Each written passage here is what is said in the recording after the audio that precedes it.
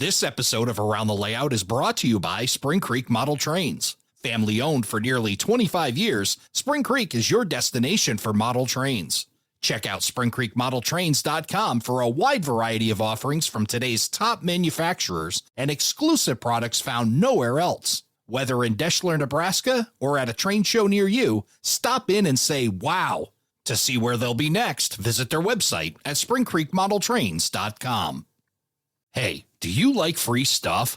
As a member of the operating crew, you'll get a chance to win awesome prizes each month. For less than a dime a day, you'll be entered to win, and just as important, your support helps keep every episode from behind a paywall and free of those unrelated and annoying commercials you hear on other podcasts. Sign up today at aroundthelayout.com/crew, and thank you for your support.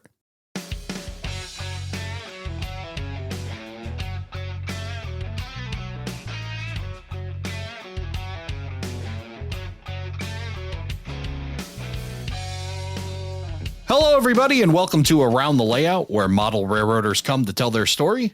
My name is Ray Arnott. So glad you could join us. Tonight, we're going to be talking about the Lehigh Valley Harbor Terminal with Ralph Heiss. Ralph, welcome to the show. Thank you, Ray. Thank you for having me. Great to have you here, Ralph. Appreciate it. We connected sometime in late July, and we had chatted online about doing a show together, and it was right after you took a really epic rail fanning trip out to Crescent, PA. Indeed. And I was jealous as heck because you guys were having a great time out there and seeing a lot of action. Tell us a bit about it. It was a great trip. It's a trip that my friend Dave Abeleys and a couple of other friends of his since, gosh, they've been doing it since they were 17 years old. And I think all but two of them out of the original group haven't missed a year yet. Wow. Anyway, we take over the Station Inn in Crescent, Pennsylvania. Basically, it's pretty much what it comes down to. It's hours for about Wednesday till Sunday morning, and wow. It's just a great time. It's great camaraderie. Great rail fanning. We'll go on day trips to Horseshoe Curve. We'll go on day trips to not even really day trips, just afternoon trips to Cassandra, to the Iron Bridge, to Bennington Curve. So you don't have to do anything. You could just sit on the porch and drink beer and enjoy yourself and do nothing and just watch trains from the porch of the Station Inn, or you can go explore. Some of the guys this year, there were some new guys in the group and they disappeared in the morning and we didn't see them until dinner time because they went out on their own, rail fanning, just exploring in general. Most of us are all from Jersey, so we don't get out to that part of Pennsylvania all that much. So, well, it's awesome. What an awesome tradition and an awesome time to spend time with the guys and have your favorite beverage and just be able to enjoy the prototype. And like you said, all that camaraderie together has got to be an absolute blast. I was jealous. I saw the pictures and you guys were catching a lot of great stuff, some heritage units, and just really cool tradition that Dave and his friends have built, and that's awesome that you're a part of that. Yeah, it's nice to have been included, and I've been doing this now with them for the last 6 years. So I've been there for the 25th anniversary. I've been there for the 30th anniversary, which really honestly doesn't amount to much. It's just cool that I'm part of a tradition like that with them, and it's just a great bunch of guys. And yeah, I can't say enough good things about it. It was a really good year. This year, coal traffic was up, so there were a lot of coal trains. We usually always catch at least one heritage unit. I think this year we might have been three. One of them came by twice. So cool. Just the way Norfolk Southern turns engines around from major terminal to major terminal, you're probably guaranteed to see one twice while you're there. That's awesome stuff. And speaking of Dave Abeleys, I've learned pronunciations of some of the New York State towns and areas while I'm out there. I've mastered Schenectady and Oneonta, and I still cannot say the name. And it's one of those struggles that I have. It's the Ogden. See, I already am trying to trip up as I'm starting to say it. Go ahead and say Dave's layout name. It's the Onondaga cutoff.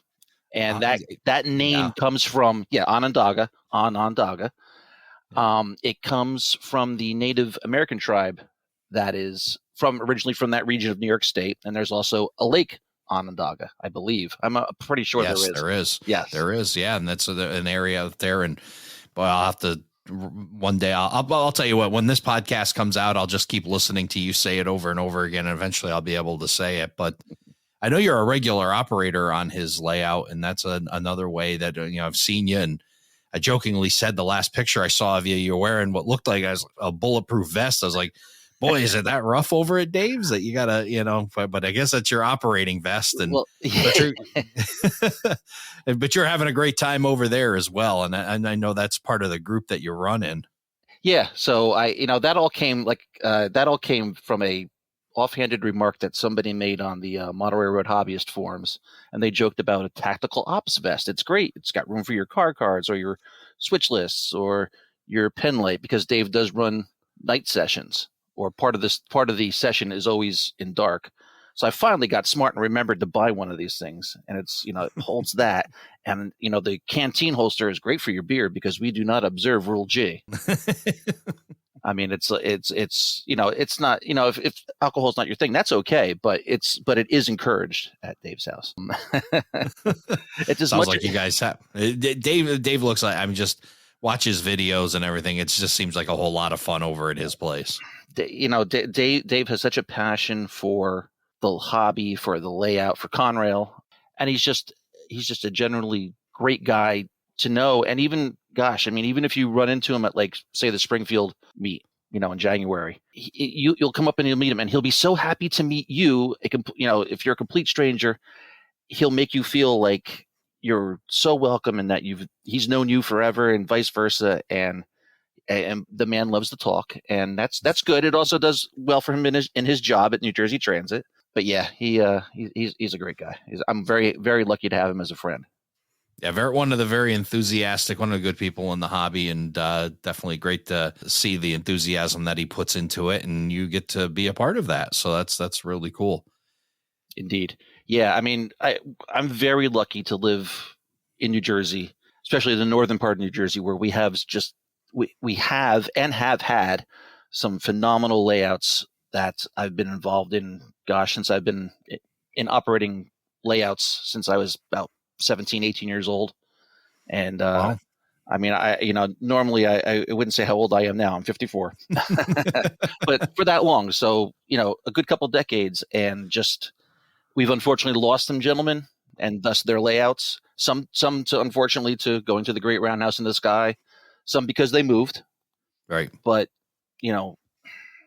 I don't want to drop names, but I mean, yeah, but it's great to be able to meet that many people where you have that problem. It's the cost of it, right? We get to meet all these awesome people. Unfortunately, we're humans, and we all pass on at some point, but it's really neat that you've been able to meet so many people and being part of that group down there in New Jersey. Indeed. Yeah, no, and since I've gotten to go around the country with some of these guys, and I've gotten to meet and make friends of people in Kansas City and the San Francisco Bay Area and Chicago area. I mean, even for Northern Virginia, we do a thing where friends that know each other, this is the year we go down their way, and then next year they'll come up here, and we just do that back and forth. It's very informal, but it's a thing that we've done for a couple of years, and it's just great. You get to re-see certain people every year, which is nice, because normally we wouldn't see them at all during the year. It's really amazing how this hobby networks, isn't it? It is. I mean, of course, it's obvious that the internet and things like podcasting have opened up doors to people who otherwise, where they live or their own personality traits, the introverted people. I'm not exactly an extroverted type person, but for people like that, it just opens up this world. Even if they don't take advantage of getting actively involved, they can be virtually involved, and that's we didn't have you and I didn't have that growing up. We're right. We're of that age where exactly we didn't have any of this growing up. For you and me and Dave and many others, outlet to the world was Model Railroader or RMC, and that was pretty much it. or the local hobby shop. Or the local hobby Yeah, shop, correct. yeah, and then you had to have the right guy that would talk to you, and then introduce you to the right person, and slowly network. You may have mentioned it, but again, whether before or after the internet, or before or during the internet, it's really about sticking your neck out just at one time, and then it's just amazing how quickly it'll start to domino after that. Oh, absolutely. I mean, I've met a lot of different people with a lot of different kind of personalities through the year, and some, it's like anything else. It's like any other hobby. It's like you realize you meet somebody and it's like, but for the most part, it's a great hobby. It just begs to be, or it begs participation and whatnot. Because I mean, yeah, there are lone wolf modelers, and people build layouts that are just designed for them and their buddy, if that. Yeah. And there's nothing wrong with that. But I get my kicks being involved in a large group of people operating. I like to say that I'm more an operator than I am a modeler. I mean, yeah, I can lay track, I can do scenery, I can do that, but I don't. It's not really my forte. It's not where I get my kicks in the hobby. I love to operate. You could put heck, you can make a Brio train set, and as long as you operated it prototypically, I'm good. Well, yeah. Well, you said you were into operating. You said just a few moments ago that you've been operating since 16 or 17 years old? Yeah, I would say I got involved actively in the hobby with a model railroad club when I was about 16, but it wasn't until I was 17, probably 18, when I got involved through the Teen Association of Model Railroading, and I got invited to a very large layout here in North Jersey that took about 20 to 30 people to run. Wow. Run. Big club. Yeah. Yeah. It was a home layout. And oh, wow. Oh, yeah. Yeah. Who unfortunately, this little story I'll tell, it was Harold Worthwine and his Erie layout. It was on, I believe, the cover of the 60th anniversary of Model Railroader and various other times and other magazines. But that's where I cut my teeth on it. And I unfortunately, we lost Harold a couple of years ago, age of 98. Wow. Yeah. Wow. Good run. Yeah. And, we had the unfortunate task of spending two of the hottest weekends, and I would say it was 2021 or 22, whichever was just after the COVID shutdown. Yeah. I can't remember which year it was, but anyway, one of those years, they're all a blur now. Yeah. we tore that thing down piece by piece, and it was built old school. It was built solid because he was a carpenter for Picatinny Arsenal here in New Jersey. So he built his layout the old school way, hard shell scenery and tons of wood and tons of big wood. And, I had the honor of being able to save some of the cars and buildings from the layout. Friends of the layout got, certain pieces of it. And sure. So I was, I'm very honored to have some buildings that were on the layout now residing on mine. So it's nice to have that kind of continuity, that memory. The memory lives on. Yeah, for sure. For sure. Yeah. It's great to be able to, hang on to that and be able to relive those memories and include it into what you have of your own. Prior to age 16, what got you into the hobby? When did you discover model railroading? Oh, gee. My dad had, the requisite Lionel train around the Christmas tree. And I couldn't tell you what year I became aware of trains, but I always did. I always liked them. I was always in love and wanted to go see them. But when I was in middle school back in the early 80s, I found a friend who was a year older, and that's when I started rail fanning. And I was at the point where New Jersey Transit was phasing out some of their, I didn't know it at the time, but they were phasing out some of their motive power from pre-Conrail. And I watched the end of that whole thing, and it really just ballooned from there. I always joke with Dave that, that's why I hate Conrail, because Conrail, took over all my favorite railroads, which I never saw because I was 6 in 1976. I was actually 5 when Conrail occurred. And, so I never saw the Erie Lackawanna or the Penn Central, the Reading or the Jersey Central spin a single wheel. But all my early train books were all of those railroads. So I just, I fell in love with them. And until I met Dave 7-8 years ago, Conrail, ugly blue engines.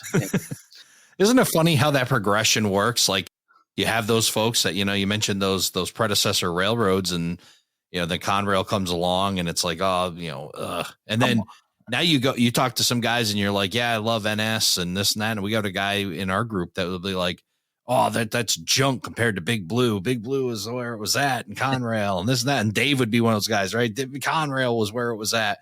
So yeah, and it's funny. Maybe someday some merger acquisition will happen, and they'll be like, they'll mention this new railroad, and I'll be like, nah, NS and CSX was where it was at. And it's just funny how that all goes down the line, like in that fashion. Absolutely. I mean, there's a 7-year age difference between Dave and myself, so I get why he likes what he likes. That's what he grew up watching. Yeah. And I really didn't grow up watching Conrail because he lived near a main line. He could see big mainline freights with big mainline power. I lived on a little dinky branch line that we were lucky if we saw a train once a month.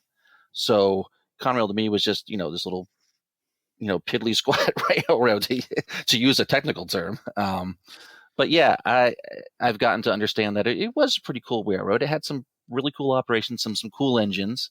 I do prefer the early years when things were all patched up and ratty looking, and they still had cool second generation units before they became the railroad of SDs, 60s, and 50s, and wide cabs and all that kind of stuff. But it's funny how it all comes full circle. Yeah, for sure. And, definitely those younger years, the impressionable years, the things that we remember and things that are important to us. And yeah, maybe impressionable years can shift a little bit. I think maybe I was more impressionable about what I model in my early 20s than I was a kid. But the things that you remember growing up is still like, tugs at the heartstrings. It's important to you. Oh, absolutely. I grew up by the Susquehanna and up in my part of New Jersey. So I saw the rebirth of the main line through Northwest Jersey, the stack trains, the early years of that with the Burlington Northern power, and even early CSX power. I remember seeing a train that had a patched B&O GP40 and a Family Lines GP40 in it, and it was just a riot of paint schemes. But of course, it doesn't occur to you then what you're seeing. You're just, oh, I know it's a cool train, and those engines don't run around here, but here we are now in 2024, and God, if I could go back and see that again, that would be so cool. Oh yeah. Yeah. The shifting golden years is the other one I keep talking about, right? It's like, that moment that you're in right now is going to be a golden era to somebody. Yeah. It's funny. Like, I imagine the people that would want to go back and love to see all that patched chassis system stuff, and the Family Line stuff patch going through. It's like that's an era gone by now, and boy, I'd love to. We got to get a DeLorean and just go back in time and be able to relive all this stuff, right? This is true. That'd be a blast, yeah, absolutely. So. But we get to do it in our modeling, and I guess that's the closest we get to be able to kind of protest the passage of time. True. Operations, you talk about getting into it early. What did you know of it prior to getting in with this gentleman that had that layout? Well, like I said, kids of that generation, we like I said, we lived and died by Model Railroader magazine, and I believe I don't think I had ever seen it in print. I don't believe it had been in print by that point, and like I said, I was looking for ways to get involved in the hobby. That's what drew me to the TAMR. And it was just an invite. He was like, he lived in New York State. He was like, hey, there's this layout not far from you.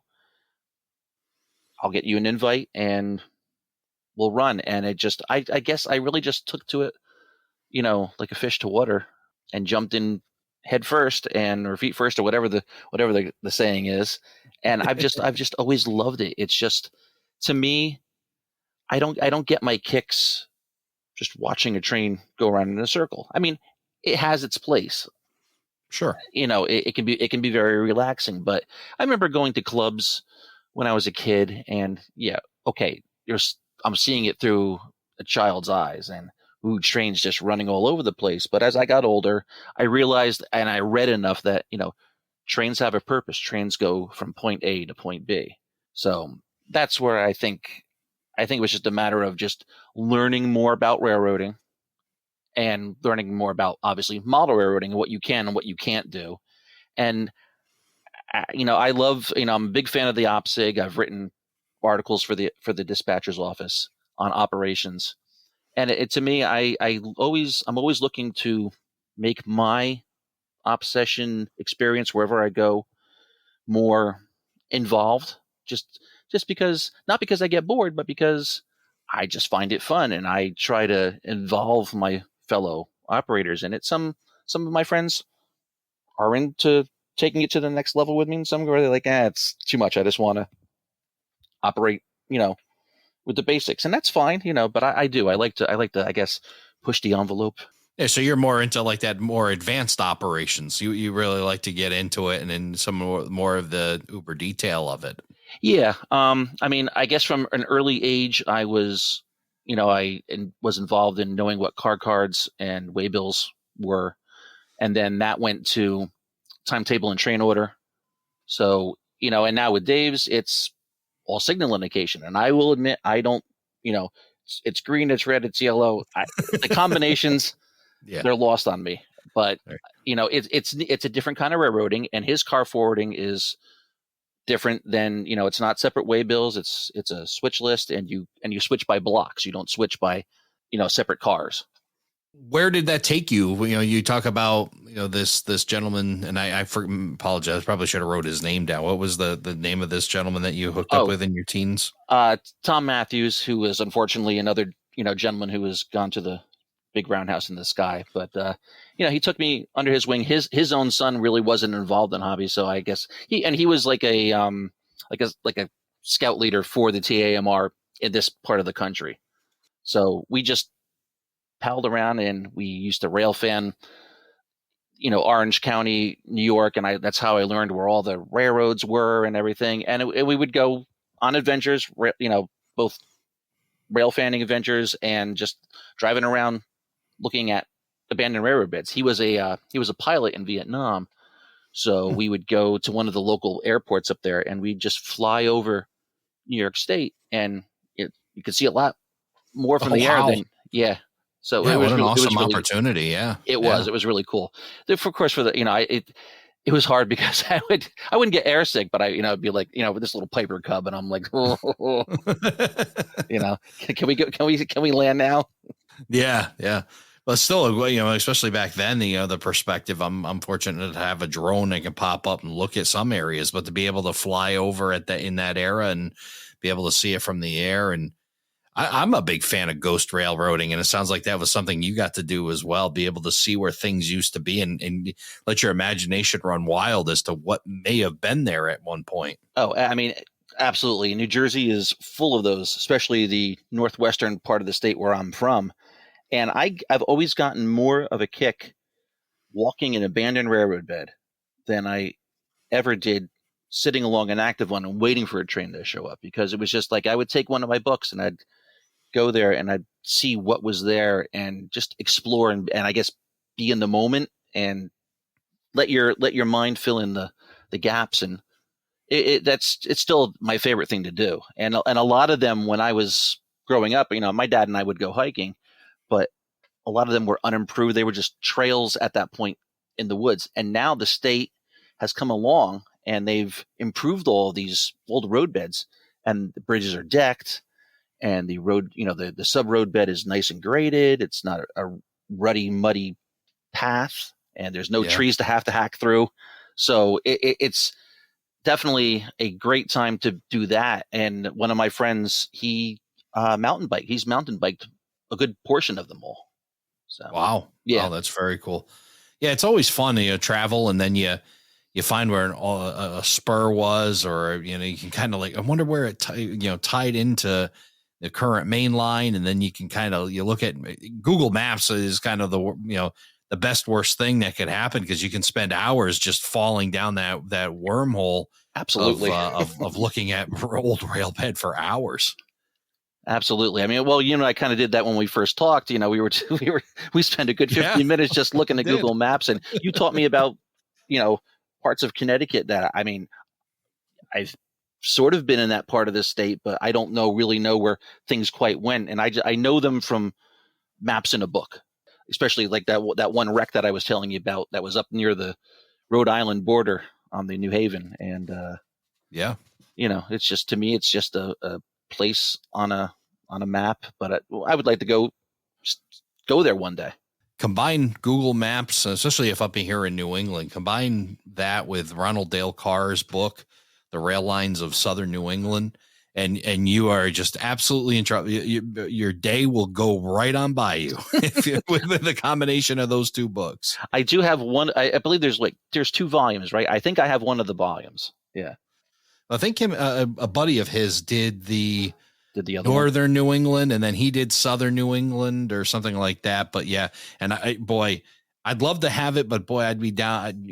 I would probably have to, I'd put out a podcast once every 3 months if you gave me one of New York State, because in New York State, I mean, just absolutely fascinating. Like you said, between New Jersey and New York, the amount of railroad that used to be there. Oh, wow. I mean, my dream is to one day explore I guess it's Dutchess County, everything north of Poughkeepsie, all those old they're the predecessors to the predecessor of the New Haven, all up through that, from from the Boston and Albany down to Poughkeepsie. There were just railroads on top of railroads through the middle, and it's still pretty much the middle of nowhere today. And that stuff just fascinates me to no end. All this fascination for older railroads. I mean, we talk about what you're modeling now, the Lehigh Valley Harbor Terminal. How did you get to that path? What led you down that road to the Lehigh Valley Harbor Terminal? That's funny, because I grew up in Northwest New Jersey, nowhere near the Hudson River, nowhere near Jersey City, New Jersey. That was the other side of the world as far as I was concerned growing up. And, the Lehigh Valley, being one of the Conrail predecessors, always held an interest to me. And I guess it was, I had gone to Hoboken when I was just starting the rail fan, and Hoboken was the old Erie Lackawanna terminal, which is still there today. And I saw pictures and I was like, wow, this whole riverside, harborside thing is really neat. And I thought I could model that in a 5 by 10 foot space in HO when I got home. And I realized that, just because you can draw on a piece of paper doesn't mean that you can cram all that into a space, probably not even in Z scale. Right. So, I always had this latent interest in harbor railroading, but it wasn't until Walthers came out with their waterfront series, which was the car float and the float bridge and a couple of other things, the pier, the warehouse. And I said, wow, now I've got a way to model the waterfront, but what do I model? So I was always, again, a lot of the model railroads that I operated on were all prototype based, actual time and places in history. So I was like, I don't really want to come up with my own freelanced layout, though. Now, if I was to do it now, I probably would give myself a little freedom, but I didn't know about all the neat little pocket terminals that used to be in Brooklyn and the Bronx and Queens. So I'm looking at the terminals on the New Jersey side of the river, and they're all acres and acres of track. No way you could model those in any kind of, even a decent sized basement. But until I found that the Lehigh Valley in Jersey City had this very, very narrow, and when I say narrow, it was only a couple hundred yards wide, and it was maybe about 2-3 miles long. I could easily condense all the interesting parts of that yard, which were the float bridges and a couple piers, into what I had in my basement when I was still living at home. And again, I realized there that I couldn't do that. So when I finally bought my own house, I had now 3-4 times the room to do that. And I had about 11 foot wide by about 22 foot long area. And I was able to reasonably condense all of that into that space. So I realized, I'm getting more involved in the hobby. This is like going back like 20 years ago, and when I first started it. And I realized that, what I could do, what I couldn't do, what looked reasonable, what really didn't look reasonable. And I was always very concerned about ergonomics. And by that, I mean people room. Right. I didn't want to have to, cram into a spot. So my aisleways and whatnot and reach zones are, I would say, pretty generous in the way that, you don't have to stretch or cram yourself into a spot. Very, very important. Yeah, they're very important things to keep in mind when you are designing a railroad. If you want to make sure that you have some operator comfort, you want to make sure that you have that room and don't overbuild to a point where you're going to cram your operators in. Absolutely. I mean, I'm sure we've all been at layouts where, the builder gets a little overzealous in a spot or two, and there's always going to be a pinch point somewhere on the layout. Sure, It's sure. inevitable. It is inevitable. I've never not been to a layout that isn't like that. Some are worse than others. So having been to so many layouts, I kind of took that knowledge when it was time to build mine, and I really tried to be cognizant of that fact. And I think so far it's worked out pretty well for me. I mean, if I was to do it over again, I wouldn't have the sea of track that I have. It's a terminal layout. It's a switching layout. It's a big yard with a couple of industrial tracks leading off of it. So there's no main line running. There's, it's just, track here, track there, track everywhere. So I think if I were to tear it down tomorrow and rebuild it, I'd do a completely different kind of a layout. Well, it's kind of neat. I think to me, it's a little fascinating that you've decided on the type of railroading that you wanted to do and then went out and found the prototype, because most guys are like, okay, I love Conrail and I'm going to create a Conrail, or I'm going to create a CSX, or I'm going to create a BNSF or whatever. But you kind of like, I know what I want. And then you went out and you found a prototype that kind of matched what you wanted versus the other way around. Yeah. Like I said, I have a great imagination as far as coming up with ideas of different layouts that I could want to ever build. And some are proto-freelanced, some are totally made up, mostly usually proto-freelance, because, you always want to have something that you can't have if you're a strict prototype modeler. Yeah, but I really like, SD35s, and, your particular prototype didn't run SD35s. So, it's kind of like that. But I had all these, I was a voracious collector of maps and photographs. And I just took all of that, your Sanborn maps, your railroad valuation maps, Port Authority aerials. And I just really tried as best as possible to match the track geometry and the different, I guess what Tony Kuster would call layout design elements.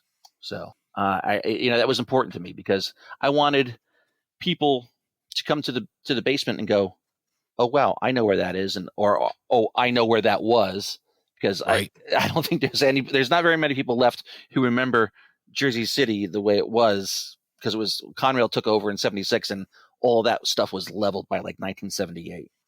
Yeah. So that's again, you've taken this idea and you mentioned all this research that you've been able to do. Talk about that process, like learning about this and gathering all that kind of stuff, the maps and everything else. How'd you get your hands on that? Well, it's funny, people, I've been invited to do talks about the Lehigh Valley across New Jersey for various historical societies over the years. And I felt really funny, because sure, I've got all this information, but I never saw the railroad. I've never been to some of these places, but I've collected all this book knowledge, basically, is what I call it, book knowledge. There's lots of great books on the Lehigh Valley. I'm sitting next to my entire, bookshelf right now as I say this. But, eBay at one time, many generations ago, was a great way to actually connect, because you could see who you were bidding against or buying from. And that's how I met a lot of people. I actually met an ex-employee he and his father both worked in Jersey City. And when stuff would come up, we kind of made like a gentleman's agreement. Oh, if I win that, I'll make copies for you. And if you win that, you make copies for me. And it was a great, and I did that with a bunch of different people who I never met. And I guess all that stuff was, maybe unfortunately, a lot of people maybe back in the 90s had passed away around then, and their stuff had become liquidated and went out on the market, because at one time it was just all over the place. And you very rarely ever come across a lot of that stuff now. Amazing. And networking through eBay. Who Yeah, knew? yeah, it was a thing, and like I said, I wouldn't have probably half of what I have if it wasn't because of, like I said, just making eBay friends as opposed to Facebook friends. So Yeah. yeah, Well, it got you what you needed, and it was able to, be able to connect and share that information. And I think it sounds like you're really passionate about it. That the history behind it is really cool. yeah. I mean, gosh, I could talk, anybody's ear off for hours and pull out maps and go, "Oh, this used to go here," and all that kind of stuff. And I quickly realized that sometimes I'm not necessarily talking over people's heads, but like a frame of reference is always important. Like, a lot about upper New York State and Connecticut because, well, that's where you've lived. And to me, Connecticut, yes, I know I've been there. I know what railroads ran through there, but I don't know the intricacies of it all, especially in the Hartford, New Haven area. I mean, gosh, there's so many lines just radiating out of those, out of those towns. Sure. And it's the same thing with New York Harbor. You had all these major trunk lines. Yeah, sure, people know the Pennsylvania Railroad. They know the New York Central, the Erie, the Lackawanna, the B&O, but they don't, necessarily know that there were these entire railroad navies that served all these little pieces and parts of New York. And it's like you said earlier, it's a rabbit hole that you could go really far down. And I did go really far into it, and which is why I have what I have. But yeah, it can be a bit much. Yeah, I bet. And with, you got this plethora of information that you've been able to gather and you have in your mind. And through all of that, I'll ask you, what was the most surprising thing you learned about the Lehigh Valley's operation?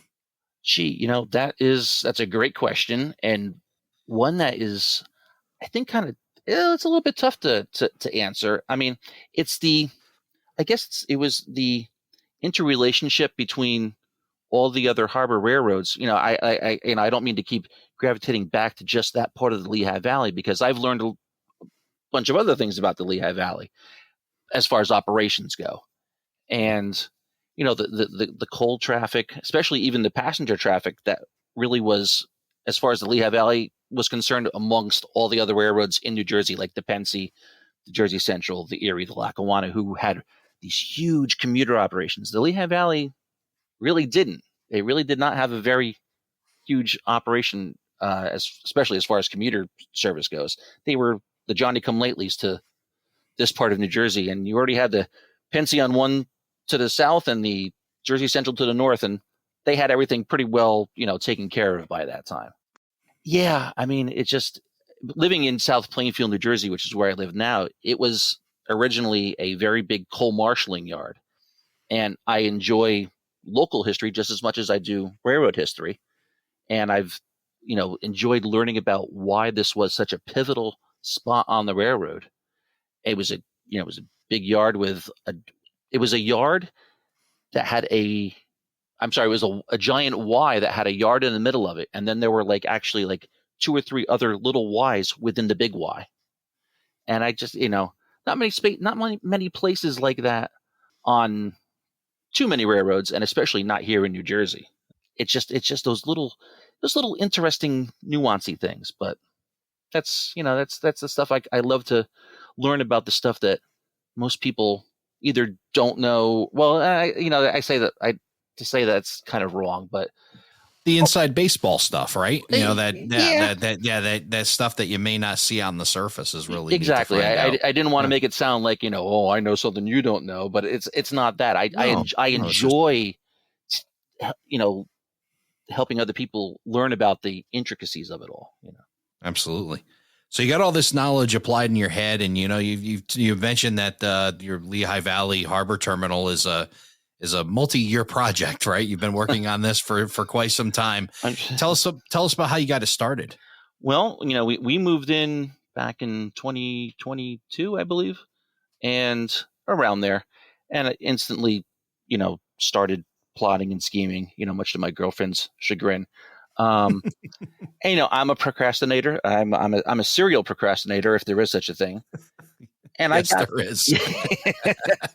I got the bench work up pretty quickly. Now, I did all of that by myself. When it got to putting in DCC, I got my friends involved because even though my father worked for New Jersey Bell, he did not really ever impart the whole idea of wiring very well to me. I never took to it. So I had them come do the DCC installation, and I'm good with laying track and all that kind of stuff. There's many things I would again, like all of us, go back and do differently. And a lot of us now, with this community that we have here, we all help each other on projects. And if I had known, well, I did know some of the people, but I think if the community had been a little bit different, as far as a lot of my friends now are either retired, so they have all this time to help each other out, and we have new people in the group, like Dave. And if had that all been in place, in the early 2000s, I would have had more people, more hands on the layout. It's just it's like anything else. You have a house and things need to get done. And I'm also a musician, so I was very involved with that, doing that. I still am. And, and other unfortunate life things happened, and things got dumped on the layout, and then things got cleared off the layout, and things got dumped back on the layout. And so it's a base. It's a familiar story, Ralph. It sure is. Yeah. I believe me. I don't think I'm special in that regard. No, you're not. No, don't feel alone. That's the key part. I jokingly said, I have a layout somewhere down in my basement. Luckily I found it lately, but it took me a while to dig it back out. And, I'm resisting burying it again with all the other projects that happened. So I can definitely feel your pain on that. But so you get started. You have kind of an idea with all this information and research. You picked 1951. Tell us why you picked 1951. Well, I don't think at first it was I don't think the reason that it has now was really the reason why I did it back then. But 1951 was pretty much the heyday of the marine operations. It's about the time where the Lehigh Valley, being the Lehigh Valley, purchased their diesel tugboats, which I forgot to mention was also part of the Walthers release. It's the exact prototype for the Lehigh Valley tugboats that they bought in the 1950s, 6 of them, as a matter of fact. And also, it turns out that's the year that my father graduated high school. And I don't think I picked 51 because of that at the time. I think it was a happy accident. I always toyed with the 50s. That was just the period that I felt comfortable modeling. It didn't require any steam engines. Just basically, that's roughly my favorite time of history to model. And it just worked out well that was in line with what the Lehigh Valley was doing then. So, yeah, I think now more than anything, it's it ties to my father, and like I said, just it ended up I guess killing 2 birds with 1 stone. Yeah, like you said, a happy accident or a good coincidence, and kind of gives us some significance and meaning too. So. Exactly. And its heyday, like you said, the heyday of that railroad, right? Yeah, it was. I think it was pretty much. It was the last gasp of the railroad before things really took a downturn in the early '60s. The Pensy asserted more control over the Lehigh Valley, and basically the entire Northeast Railroad system was headed towards 1976. There's really no denying that. So yeah. It was really just the penultimate time to model that part of the Lehigh Valley's history.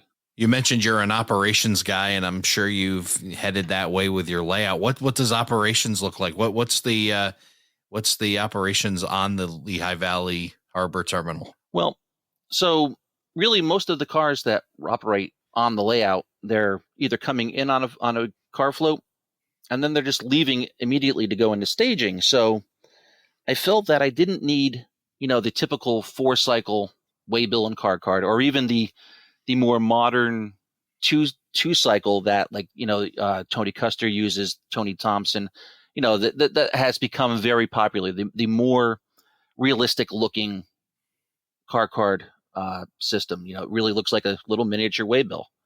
Mm-hmm. And I thought that was as great, as awesome as that is, because it looks like the real thing. I didn't need that. I didn't need all that information. My guys are just concerned about, 10 feet in that direction or 10 feet in that direction and off the layout. And now, of course, you've got local cars because there's local industries. So how do you deal with that? I took another page from Keith Jordan, who is a modeler, I believe, out in the Midwest, and also Tony Thompson, his blog, his Southern Pacific blog.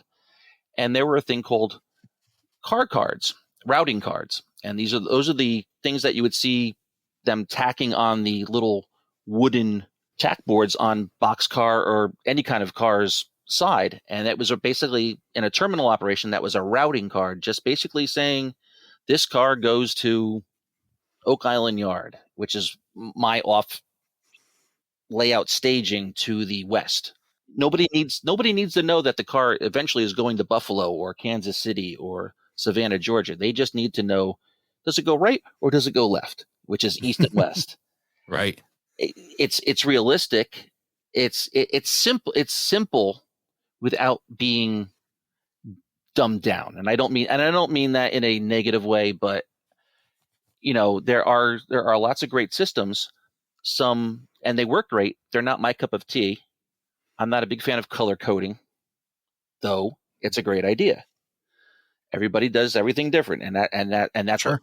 that's what makes the hobby great. But I wanted something that was it was a realistic analog, as well as, hey, it's so easy a caveman could do it, So yeah, I mean that and switch lists. I've operated on switch lists a couple times. Just recently in California on a gentleman who was modeling basically not Santa Fe, as I was going to say Santa Fe, San Francisco's version of all these little pocket terminals that once existed in New York City. It's the State Belt Railroad. It ran from like just below not even really below the Golden Gate, but that area where if you're familiar with San Francisco, the ferry terminal, around that area.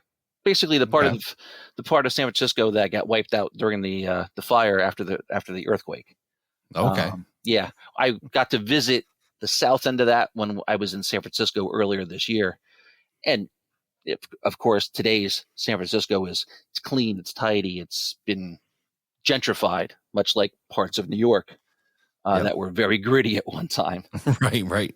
But it was a neat model railroad I've always wanted to operate on, and you operated the layout via switch list. They had a guy sitting at a desk, and he used car cards so he could keep track of where things were going.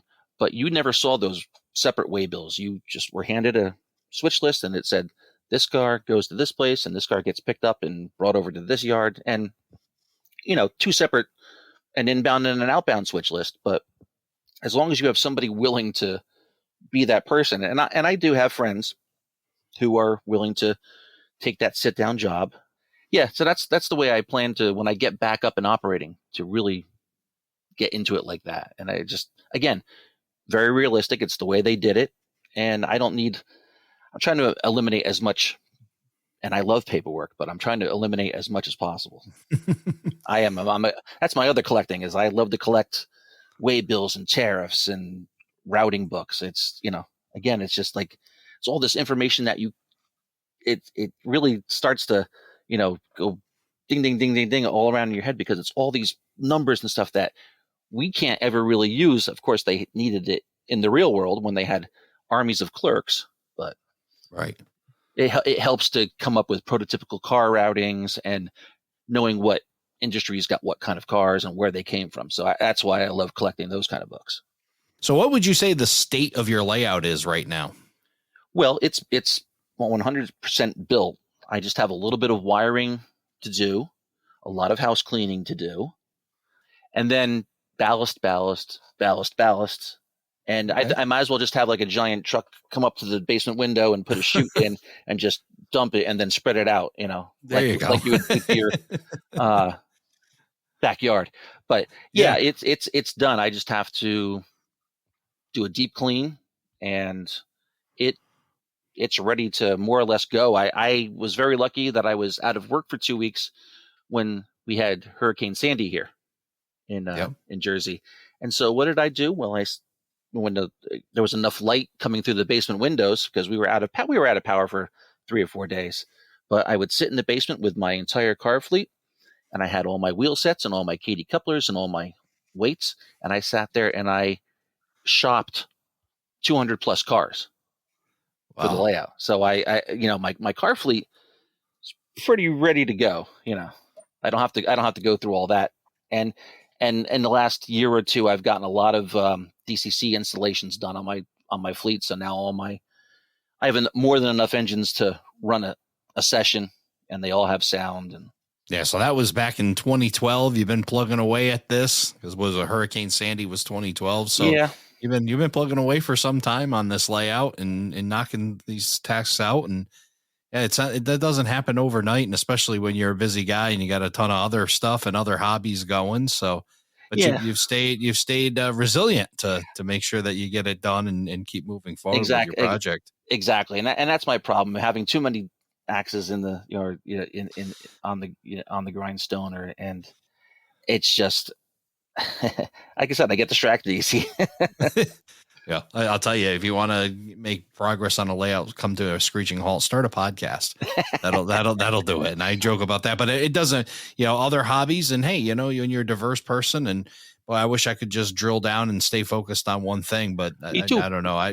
Yeah, but unfortunately I'm just one of those guys that, enjoys a multitude of different things and different types of projects. But the layout always is there, and it seems like model railroading, it's something that even if you leave it for a while, it's just always there for you to come back to. Yeah, it's a great time to really be in this hobby. I mean, with all the great, all the great products, and like I said, the podcasts and the internet and everything. It's people say, oh, and I'm sure they've always been saying it long before you and I were in the hobby, and they'll say it long after we're gone. Oh, the hobby's dying, and the hobby's dying. No, it's not dying. It's constantly changing, but I think it's changing for the better. Yeah, it's going through an evolution, and again, we've had this conversation on the podcast before, and if your thing was, I don't know, older DC, I don't even know. I'm not even going to get myself trapped in this by saying, but if you used a much older technology with older things, and yeah, maybe you do think that the hobby's dying because it's not that anymore, but it's evolving into something different, and it's just becoming, with more technology being added and the advancement of 3D printing, that's just helping everybody's projects move along a lot better. And trying to scratch build everything on your layout. Now you've got some opportunity to move it forward, and life is busier than it was 20 years ago. And 20 years ago it was busier than the 20 years before that. So absolutely, there's just so much going on, so much of out there to have to do or available to do. So all these advancements are just going to help the hobby continue to move along. I couldn't agree more. Every year when we go to Springfield, there's always something new and interesting in the hobby to see. Just I'll pick one thing: the proto throttle. I know it's been out for a couple of years now, but what, 10 years ago we never would have even dreamed of something like that, and now look what we have. Oh yeah, it's stuff like that. But last year, the 3D printing, the cars, even Bowser doing the RS3 projects. That stuff wasn't even. You couldn't even fathom of it 10 years, let alone 20 years ago. Right. Yeah, we're definitely heading in the right direction. And one of the best advancements has been able to build networks, from Facebook to apparently eBay. Like I've learned tonight that you could have one time networked on eBay. But one of the people in your network you mentioned is also a person who does these pocket terminals, and you have a kind of a connection to him that you're looking to advance. And that's Dave Ramos. Yeah. Yeah. No, Dave and I have been friends for easily 20, 25 years. He's modeling literally the Manhattan side of the Lehigh Valley. They had a pocket terminal right on the west side of Manhattan, and he chose to model that. and the Eries, which was the next block north, and the surrounding New York Central lines, the High Line that many people who are somewhat familiar with Manhattan might be familiar with as a walking path through, down the west side of Manhattan now. And he built that around the edge of his basement with the 2 pocket terminals in the middle. And gosh, he just celebrated his. He's going to kill me if he hears this and I get it wrong, but he did let's put it here. I know how to say it. He celebrated a milestone anniversary just last year. I think it was last year. Yeah. And he's still going strong. And he's like me. He's like, oh, I'm going to tear it all down. I'm sick of this. I do the same thing. But he's still plugging away. He bought himself a laser cutter, and he is now in the process of doing all the very fine ironwork that lined that entire elevated structure. And really, the only way he was going to do that would be 3D printing, which would probably take twice as long and maybe not be as intricate, as nice as he's doing. He's got the burner that is actually burning it out of that very thin special kind of plywood. I don't know the details of it all. I just know that he's doing it. I've seen test shots of it, and it looks awesome. And it really brings. And it probably smells good too, because when they burn anything, they burn wood. It makes it smell like a campfire. So it smells awesome. Yeah, and he was a big proponent of handling everything. So when Fast Tracks came out and was a big thing when it first came out, everything was most of the layout is all hand laid track, and it's a giant labor of love. And he had a group of every week we would go there, and it would be a group of anywhere between 4 to 7 or 8 of us, and that's why he got so much done in such a short amount of time. And we've been operating that layout for I'd say a good decade, and it's just, it's another fun layout. And that's the problem. That's the other problem that I don't get anything done, is because I've got all these layouts to go operate on. It's like, I'll be there. You having a second? I'll be there. And I don't get anything done on my layout. Yeah. Well, I'll tell you that those are good problems to have when you have a great network like you've got down there in New Jersey, and the folks that you're connected with, and the help that you get. You mentioned that too. And, that's one thing. If you're looking to build a layout and, what size you're going to go to, and this may be a topic we're going to have to cover in a podcast, but things you got to think about. But one of them is your support group and how many people you've got around you. And when you've got a great support group like you've got, I mean, then you can really go to it. Absolutely. I mean, I can't conceive of, most of the layouts that are in my sphere of operating, they all need, a minimum of 10 people, and that's understaffed. Wow. Dave Ramos's layout needs, see the way he designed his layout, you could operate it with 2 people, or you could operate it with as many as 15 people. Wow. Dave Abeliz's needs a minimum of 13 to 15 people. Wow. And the list goes on. The layouts only get bigger from the 2 Daves. So, and I'm in the middle size wise between Dave R and Dave A. And like I said, then the layouts just get orders of magnitude bigger. Well, that's awesome. Great area you got. And, really neat to hear about your Lehigh Valley Harbor Terminal and having you on the show and getting to know you a little bit more, Ralph, and how you got into the hobby, and certainly all the interesting stuff you've learned about the Lehigh Valley along the way. And I'm glad you were able to come on and share that with us. I really appreciate it. I had a great time. I'm almost kind of sorry that we can't drag this on longer, but that's a good thing. You don't want to give it all away in the first shot. So no, there'll be more of Ralph. We'll have you back on for sure. And we'll get to learn more about that as you progress and get that big truckload of ballast dumped down your window, so you can start spreading that around on your layout, and look forward to that. We'll share all of the links to Ralph's Lehigh Valley Harbor Terminal. That'll be at aroundthelayout.com/122. So check that out there. And until next time, Ralph, thanks for coming on. Thank you, Ray. Thank you for joining us for this episode of Around the Layout. Learn more about today's episode, check out past shows, and much more on our website, aroundthelayout.com. Show your support by becoming an operating crew member at aroundthelayout.com/crew. Follow us on social media, aroundthelayout.com/social. And send us your feedback, aroundthelayout@gmail.com. Thanks for hanging out with us around the layout.